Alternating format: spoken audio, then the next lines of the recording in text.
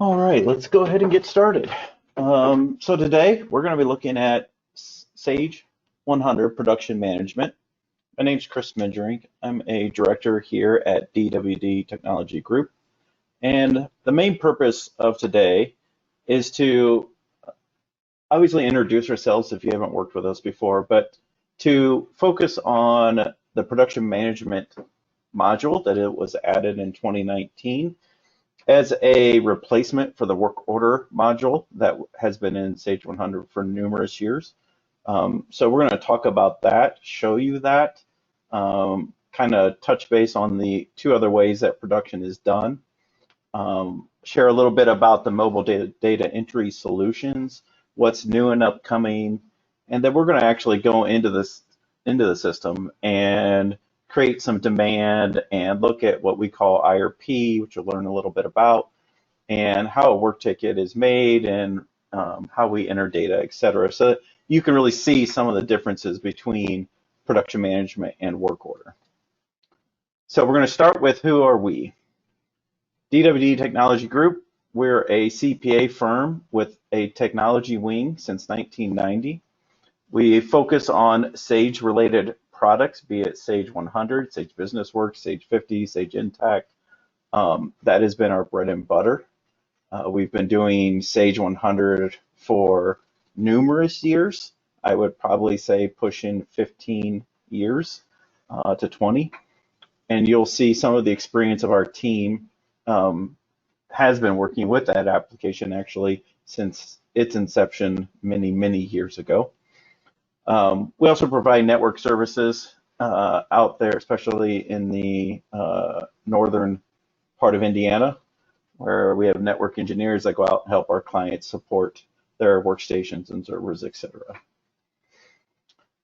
The team, as I mentioned, we got 10 software consultants. We have some individuals, project manager David Overholt, some of you actually in the meeting may know him. He's been with Sage 100, working with it since for about 24 years. So he can even tell you about the DOS days of the product. And same with someone like Brad Prather or Mary Hildinger. We also have a few newer staff members over the last few years that we have added to really bring some of our technical expertise up to the next level for integrations and enhancements to the product and processes that your team may need. So today, though, we're really going to focus on talking about Sage Production Management. Now, there are three kinds of solutions for production information in Sage 100 to help with manufacturing. One is assembly. So assembly is simply using the bill of materials module with bill of materials and a simple production entry. Production entry is often considered after the fact production. So I may tell my guys to go out on the floor and build item A. And at the end of the day, they'll come back and say, hey, I built 25 item A's. I'll simply go into production management and say, production entry inside of bill of materials. And I will say, hey, we built 25 of A. It has no scheduling function ability to look at demand. I mean, it's a very simplistic way of manufacturing in Sage 100. There's the second option, which is what we consider make to stock. And that is what we're going to look at today, which is the Sage Production Management. And that is that, again, the replacement to work order. And that is really used for, I may have demand on, for example, today we're going to make an Adirondack chair. And so I may have multiple orders for those Adirondack chairs. I can want to create one work ticket or work order, the old lingo, to produce all of those sales order needs at one time, right? So that's kind of the idea of make to stock or make to demand. And that's where Sage Production Management fits in. Make to order, this is very specific to places that all their manufacturing is done to order. And I say that because in the scenario I presented before with production management, where I may have 30 sales orders that each have 10 different Adirondack chairs on it, or 10 Adirondack chairs, I can make one work ticket inside of production management and make all 300 chairs at one time. Make to order would tell you that you need to create a work ticket for every sales order, right? And so it really does kind of focus on the companies that are very specific to that made to order mentality. Okay, why do we see people using these solutions? The inventory management is usually key. Inventory management being, can I meet demand, right? So if using simple bill of materials with production entry, I'm not able to see the demand on my components. Using work order or production management or advanced manufacturing, which is often sometimes called operations management now, I can see the demand on my components for the finished goods that I am making. Okay? And so that is a very important thing for a manufacturing company. We've got knowledge management. So what happens when key people leave, right? So having these systems in place really helps that next person step in and go, okay, I can see the demand. I can see the work tickets that are out there. I can see what's going on and, jump back in instead of many Excel files and different things like that. Time management being, I want to capture data more efficiently, right? And how can I do that? And so that's where the add-on product from Scanco called Manufacturing 100 or the shop floor user puts mobile devices in our hands that allows us to capture labor entries, capture material issues on the floor, capture finished good completions on the floor. And we can really make that part of our process on the floor instead of writing everything down, bringing it to the front office in turn have to manually key it in.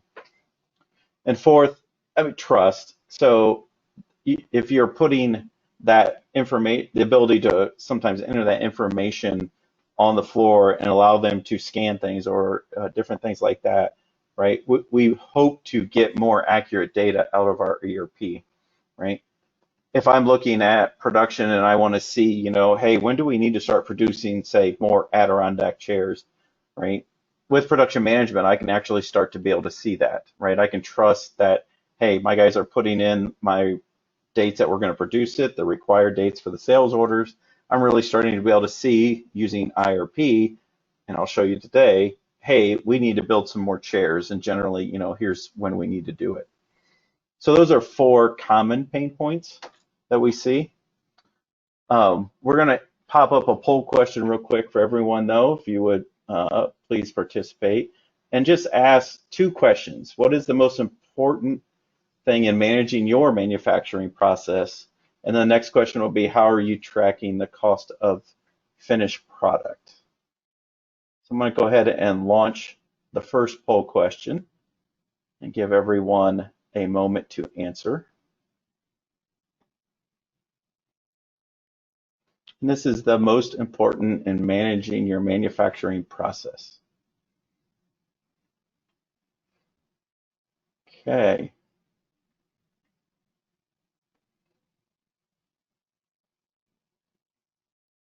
And this one is always very intriguing, as we often see different answers, right? So I'm going to go ahead and close this one, and we'll ask the next question. Okay, so the next question, and on topic of that, to my point, 75% said raw material stock is their biggest, most important, or biggest challenge they have, right? 25% said labor tracking and 75% said scheduling. So this is pretty much what we see is raw material stock and scheduling. Okay.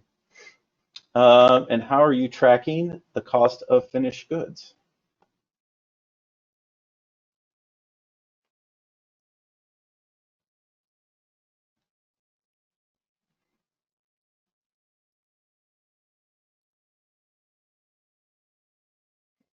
Okay.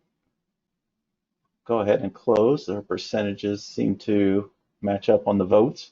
So we've got 25% are estimating, which is common, especially if you're back flushing your materials and your labor, right? 75% using work order or bill of materials production entry. And if we're using work order and bill of materials production entry, we definitely want to be thinking about work going to production management at some point, okay? So if you're on work order, some of the key differences is A, it allows us to move from what is considered legacy to framework inside of Sage's code base. And while that sounds really nerdy, you would see a visual difference because work order actually does look different than the rest of Sage 100. And it also starts opening up features that we have in the rest of Sage 100 that we don't have inside of work order. Be that we want to add custom fields, we want to do scripting to maybe change or improve a process inside of the work ticket entry screen or something of that. And it allows us to go to SQL Server or the premium version of Sage 100, where work order would not let us do that, right? And so the goal over the last year with work order and production management and IRP is to replace and have feature parity with what's currently in work order and MRP. And so that's been the goal of Sage for the past year, is to improve that and keep building that out. Along the way, they have added features that we'll touch on as well, right? But the big goal was the feature parity. They've done little things, extended field links, things like that, which, I mean, it's great, but for a lot of us, it's probably not a big pain, right?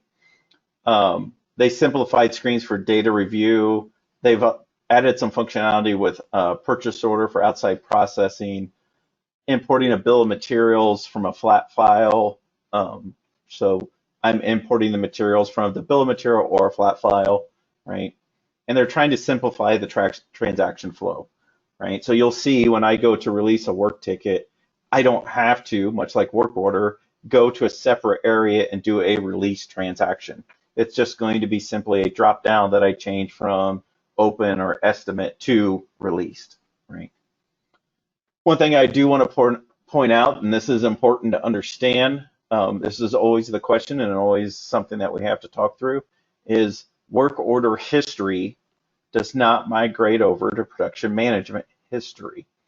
So currently they have a migration tool that it helps us move our routers and workstations and that kind of information, our open work orders, over to production management, but the history will stay in work order in inquiry. So I keep saying work ticket, so I just wanted to run through kind of some of the nomenclature changes and just make sure we understand that when I say work order, it's really the same thing, or sorry, work ticket, it's really the same thing as a work order, right? Because a work ticket is Sage's way of handling discrete manufacturing, right? And so with that, within a work ticket, we have steps, right? Just like a work order would have had steps. There are features into this, renumber at any time, right? A little bit better tracking of the totals versus budget, a little easier to see, link steps to a vendor for outside processing, track change or rework steps. So I could go into a work ticket and add steps and choose that it's a rework or that it's a change order, right? And I can add a line in, which is important. Track status by step. So that really comes in handy if you have a process that your stuff goes through over time, and each step can have a status saying, I'm done, or working on it, and every time you go through that step, you can update the work ticket so that you actually know where you're at in your process. Materials, so as I mentioned before, we can use bill of materials. We can use what's called a work ticket template, which is a new idea introduced to work ticket that is not in work order. Most of us understand it as bill of materials, and that's basically what I will focus on today. Just know that there are other ways to get the materials onto the work ticket. You can change step number assignment as needed. You can issue materials from inventory right from within the work ticket, and I'm going to show you that. It uses a new feature that it's called dynamic inventory, and you'll see how that works. Can be very useful for people that were backflushing materials because they didn't want to sit there and have to type all the transactions in and post them, et cetera, et cetera. The work ticket entry, you can actually now go into it, and on the issued column, of that work ticket under the materials tab, I can literally type in how many we issued, hit accept on the work ticket. That takes it all out of stock and post it, takes care of it for us, right? And they call that dynamic inventory. Work ticket inquiry is an area where we can come in with simple little buttons, click, and see all the transactions and status changes that have been applied to our work ticket as it processes through our methods, right? So I can see if I really want to keep track of the status of this work ticket, where it's at in my workflow, right? If users are updating that, I'll be able to see that right here. I can click on the materials and see all the materials that have been issued to it, all the labor, direct costs, purchase orders, completion entries, right? I have a complete view of everything that's happened to this work ticket under the Inquiries tab. Notice I skipped over schedules because it's a simple tab with a few fields, but we're going to see why those are important. Basically, that's our way of saying, hey, this is when we're going to either start producing, estimate, start producing, etc. And I'll kind of show you that as we get into the product. The last tab is the totals. And so that one is the budget versus actual. Again, if I'm producing stuff very quickly, my turnover is, days, not weeks or months, then the value of this is much less significant. But if I'm producing, let's say, a barge, and that barge takes me 3 weeks to build, then this is highly important because at any time an individual can come in and look at this and say, are we staying close to our budget, right? And so as people enter those transactions, be it through a scanner or through manual entry, we're seeing, are we still on budget? Okay. The other thing that I mentioned was the mobile side of it. So there's two different mobile solutions. One is called Shop Floor User Mobile. And basically it's a limited version of the full Sage 100 Manufacturing 100 mobile application. So inside of this, I can use an Android and iOS device, right? I can view assigned job tickets to employees. I can update steps. I can do a material completion, a material issue, and a basic labor transaction. And you think to yourself, well, that's everything. But sometimes it's in the details of the statement, right? So for example, we have some clients that need to material issue towards a job, but they need to do a negative material issue, right? To put something back into stock, right? Shop Floor User Mobile can't handle that, right? The full version can, but this one cannot. So we have a document that helps us understand, the differences, and we'll be able to speak with you and help you kind of learn that as well. Manufacturing 100, though, that's the big one, right? And the shop floor user is by choice limited because it's less expensive, right? It has a significantly less cost to the product than the full-blown solution, right? But very much the same, just starts adding all these little features that one may need. The important thing about the scanning and Manufacturing 100 shop floor user is this idea of material and labor transactions dynamically updating Sage 100. And this is going to be a big difference from work order.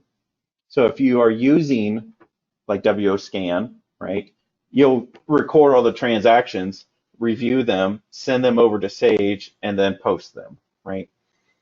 Here, you can have Manufacturing 100 when someone goes in and scans in a work ticket and completes their labor entry, have it automatically update into Sage at the time that they release it and post everything to the work ticket.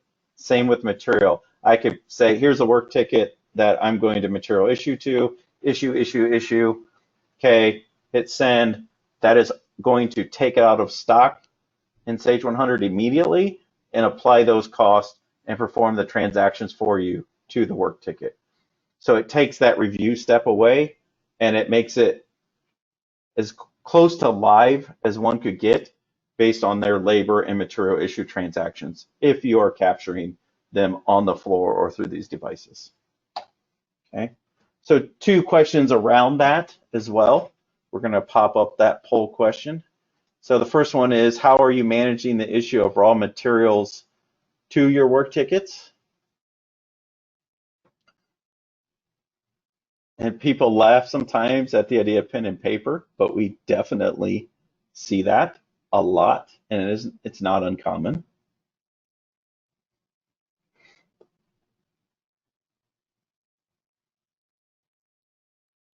And obviously, pen and paper sometimes leads to manual entry, right? So one can lead to the other.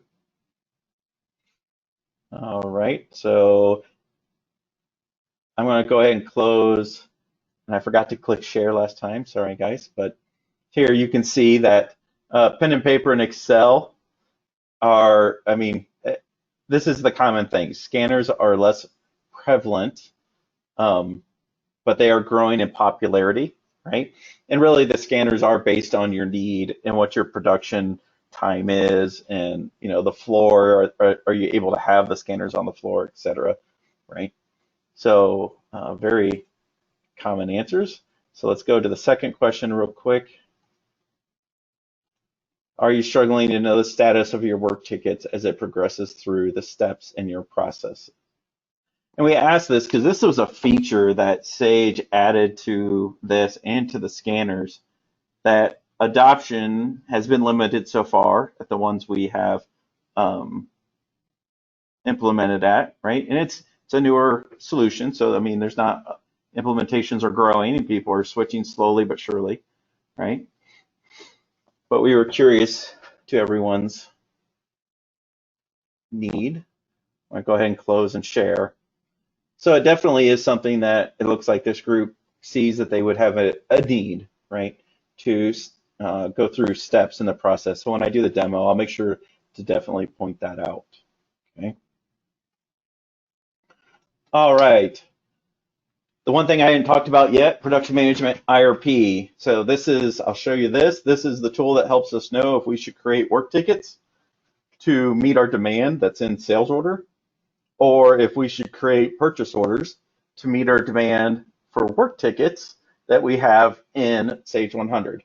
So this is a module that replaces MRP and allows you to help manage that demand on both sides, be it the demand from your customer and the demand of what you need from your vendor. Okay. Sage Inventory Advisor is the next step of that. From that, basically, it comes out and says, hey, I want to send my information up to their Inventory Advisor system. It's going to run a lot of metrics on it. It's going to show you some really fancy dashboards, and it is a great tool for people that have in distribution manufacturing to really see demand and needs. It's the next step up. It's the cloud connected tool to use, right? We won't be showing that today, but I do like to let people know it's just another step above IRP even to show you metrics. And the last thing before we jump in the demo that I can't really show you today, but I wanted to talk through is what's new and coming, right? So Sage always has something that's coming out. Lot zero expiration is a big one. So 2020 release, they got lot zero expiration, and Sage Production Management is going to work with that. Okay, we've got multi-bin integration available now, and they're adding features to the Manufacturing 100 related to auto issue materials, so they can enter a work tick number and select a range of steps and have it auto issue all the material for those steps, and things related to break times and labors and stuff like that. So it's important to know that features are being added to production management. It's the new child. This year, like I said, was feature parity and really trying to get things together. But definitely features coming. I know scheduling is one of them that's out there. It was initially shown by Sage to be out sometime this year. We now have word that that is not going to happen on the production management level this year. So at the moment, we are still trying to learn when that might be coming. Okay, so let's get into the demo. Today we're just going to build an Adirondack chair, right? And it's a very simple thing. I've got 3 steps in it, right? I'm going to pick my parts, assemble, and do a quality check.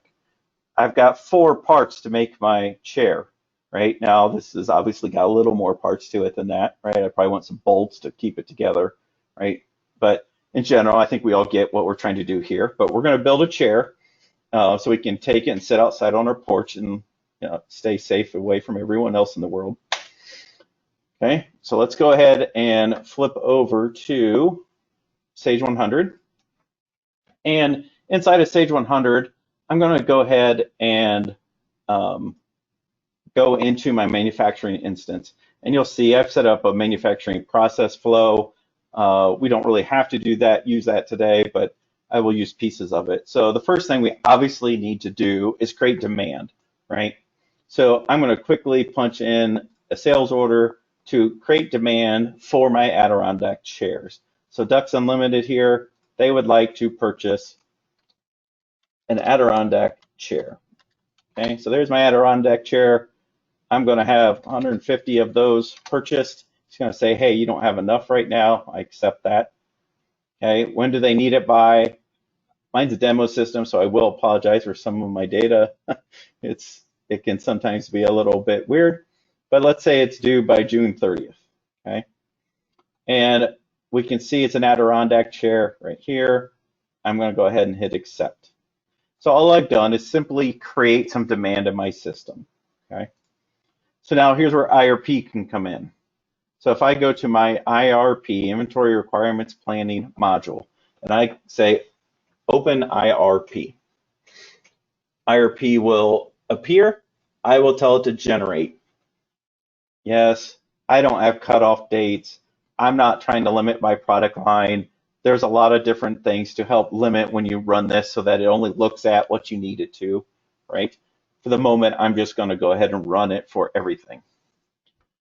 I generated, so I can click on production, and what it's going to tell me is based on my quantity on hand, the quantity that I have on sales order, and things such as my reorder methods, right? My min stock, my max stock that I set up on my item, it's going to come back to me and say, hey, we kind of recommend you make 686 of them.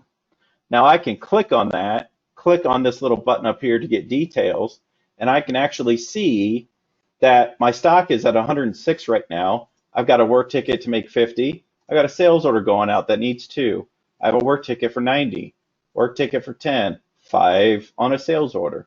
So I can actually see that by this calculation, by looking at this, I need to start producing more so that when this 6/30/2020 entry at 150 comes due, I'm prepared, right? Now it's looking at all time because I did not put a limiter on it, right? I can put a date limiter there. It says, through a certain date, and I could have it say only you need to build 86, right?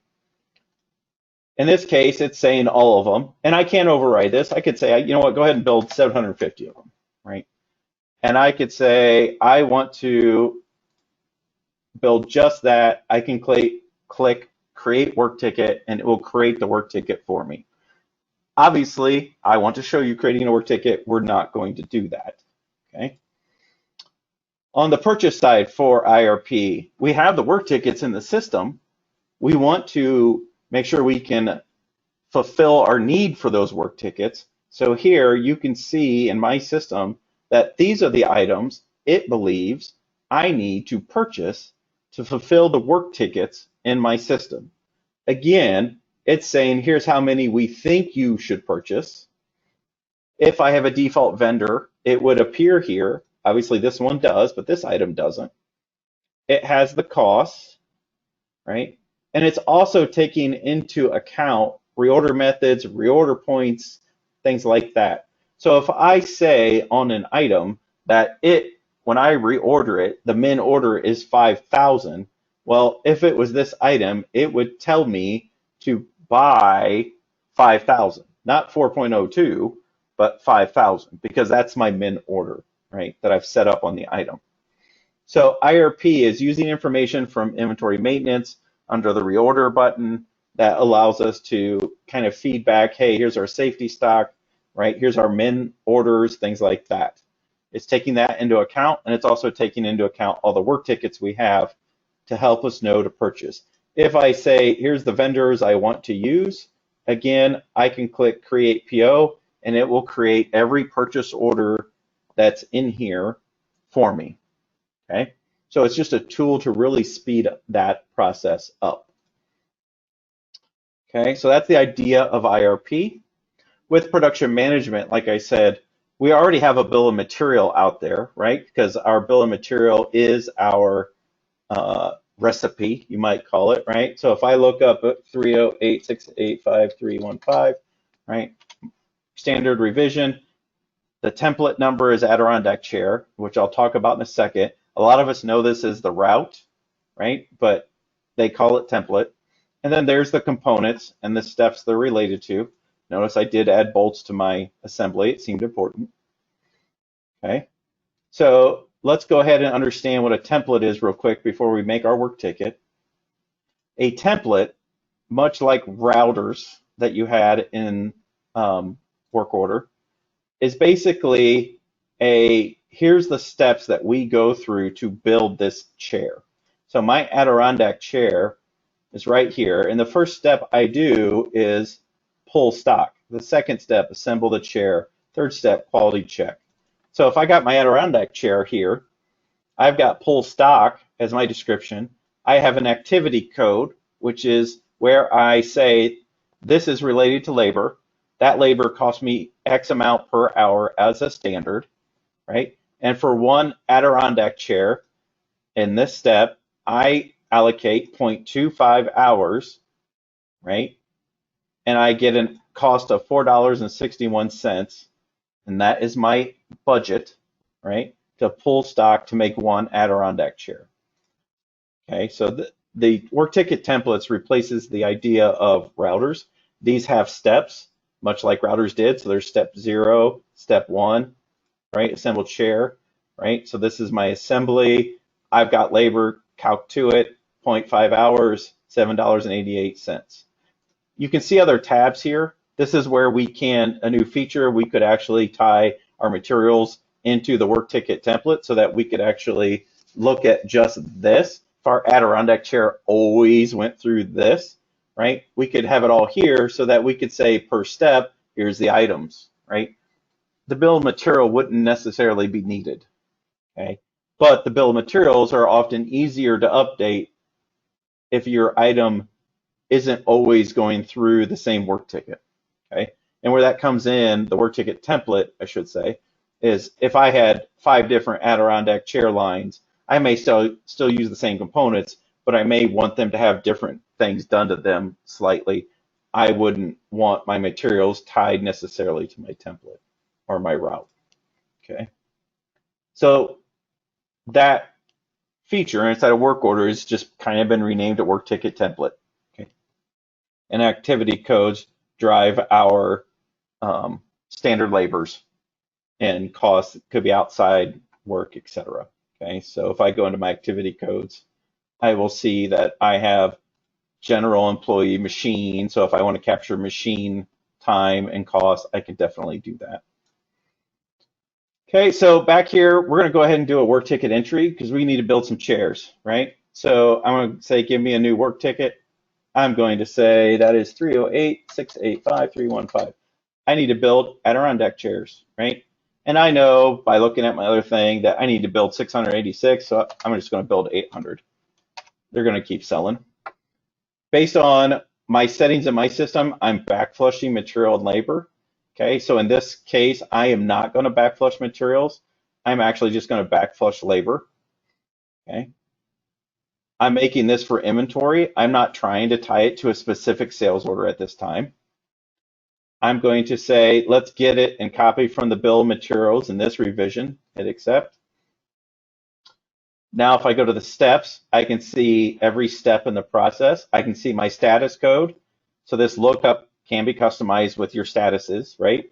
But they all start new. And as they progress through, when I'm tracking status or labor entries, I can change this. The materials. So these are all the materials I need, right? Based on the item, right? So this is, I'm required to have 1600, etc., all coming from the bill of material. I am going to go back one because after you look at the materials or look at the steps, you can make a lot of changes to it. And I can come in and say, you know what, go ahead and recalc my budget for me. So my materials are here. I have nothing in inquiry.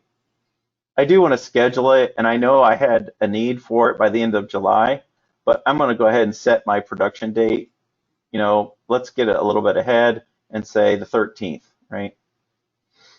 And then I can put in here if I don't want to release it until a certain day. So I expect to produce on the 13th, right? I may not release it till Friday the 10th. So I'm going to go ahead and put that there. I can go to the totals tab. I can see my budget and I can see projections, right? Nothing current because I haven't recorded anything yet.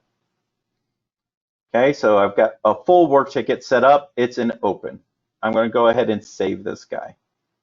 Okay, now at some point I'm going to come back in and I want to release this, right? To release it in work order, you had to do a transaction. Inside of production management, you do not. Okay, I'm just going to come to the work ticket and I'm going to say released. Do you want to release it? This requires us to save. Yes, I do.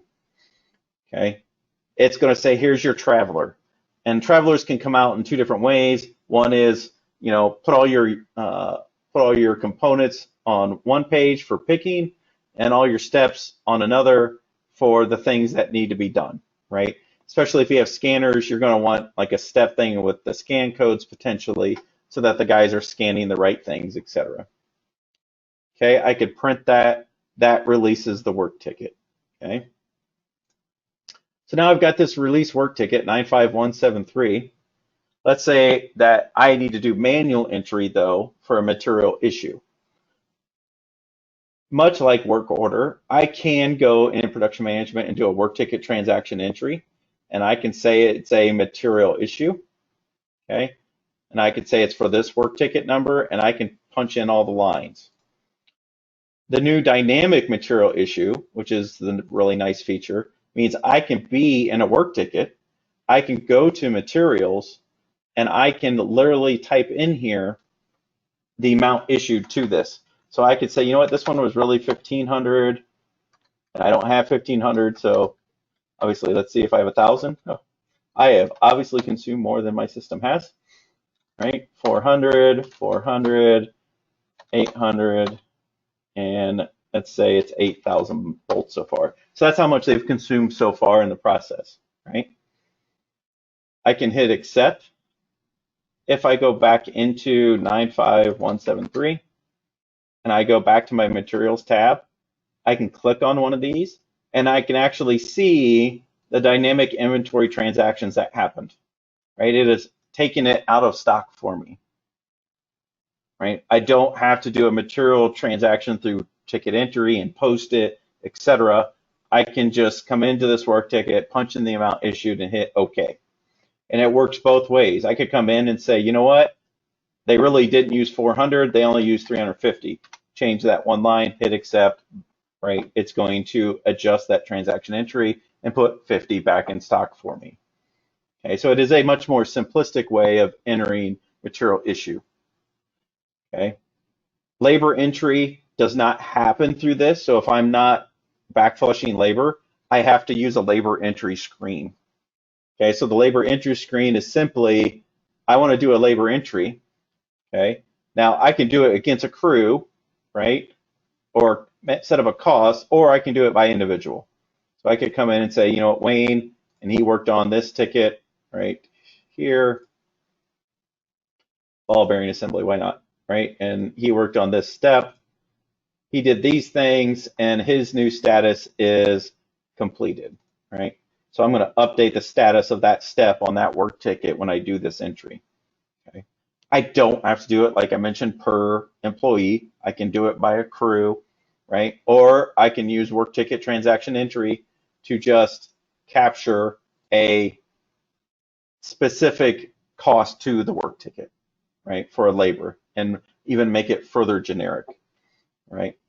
So now we have work ticket out there, the one that we're working with our chairs. We have done material issues to it, right? We know they're really not accurate, let's be honest, but we're going to keep moving forward. We're going to then do a completion entry and a closing of this work ticket at the same time. So I can go into work ticket transaction entry. I can say, let's do a new work ticket transaction, and I'm going to do a closing. I'm going to go to lines, and I'm going to say, let's close my work ticket. Okay, so I go find my Adirondack chair, and I can say, hey, I built X number. So we were supposed to build, thank you, I must have clicked in there. Quantity planned was 800, right? So let's drag that guy up there so we can see it. And let's say we made 500, okay? I can hit accept and post this. And in doing so, I have now put 500 in stock, and I have closed the work ticket. So no more labor can go in, no more material issues can go in, and it's no longer an open work ticket in my system. Okay. And obviously there's a lot of reports related to that. So now I've put them all in stock, I can now turn around and start shipping them out. Okay. Some additional quick little views related to the data that we are collecting in this process. They give us a couple what we call Explorer views. So our open work ticket view allows us to see our work tickets that are in the system by, say, status. So these are my open, these are my released. And I could use this to say, you know, when's the production due date? So I can drag it up there, and I can see an order by when the production is due. Right now I got a lot of junk data, but I could see out here that, you know, hey, I need to be doing this right here, this build project. I have quantity ordered 1, I got planned 1, I have 0 completed so far, right? So now that we're capturing all this data, we can utilize some of it to make these BIE views or do reporting. I mean, it really starts to open the door to providing us more information so we can just better plan as a group. Okay. So that was a lot to take in 45 minutes. And so with that said, I want everyone to know that that at any time you can reach out to myself, David, Rick, whoever you work with, to learn more about production management. We often do free, you know, one-on-one demos at, you know, a half hour to an hour, just to kind of talk through, you know, the fit, what you're doing, that kind of stuff. I really hope you've got something out of today, and that it helps you just better understand what production management is. I do have a few minutes if anybody has any questions, so I'm going to go ahead and take a look at that section before we close out. So let me find the questions. I do not see any listed at the moment. That's the audience view. And if you have a question, feel free to raise your hand or insert that question into GoToMeeting. But again, thanks everyone for attending today. If there are any questions, like I said, reach out. We're glad to show you. We're excited about it. The product is growing and the features are being added, and there really is a big emphasis on trying to make it more effective and better for everyone. And that has us excited. So again, thank you for coming, everyone. And with no more questions, have a great day.